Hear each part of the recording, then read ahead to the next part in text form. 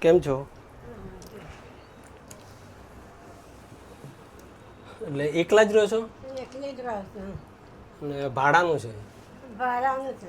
તો ભાડું કોણ ભરે છે? ભાડું બધા ભરે છે. એવું છે. અને આ જમવાનું ને એવું બધું વ્યવસ્થા કોણ કરી દે છે?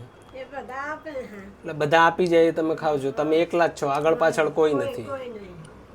અને આ ભાઈ? તમે જીતુભાઈ ને? હા, જીતુભાઈ રાવળ. હા, જીતુભાઈ રાવળ. તમે અહીંયા આવવાના હતા ને, મને ખાસ ખબર હતી ને, એટલે માટે જ હું આવ્યો તમને મળવા સ્પેશિયલ, કે તમે આવા નિરાધાર જે માણસો છે એને બહુ મદદ કરો છો, અને ખાસ કરીને આપણા સમાજ પ્રજાપતિ સમાજમાં તમારું ગામ જીતુભાઈ રાવળ ધારેશ્વર. ધારેશ્વર. હા, એટલે મને ખબર પડી. ના, કામ તમારું બહુ સારું છે. મેં જોયા તમારા બહુ વિડીયો ને બધું બહુ જોયું. બહુ વ્યવસ્થિત ને સારું કામ છે, એટલે ખાસ તમને મળવા જ આવ્યો હું.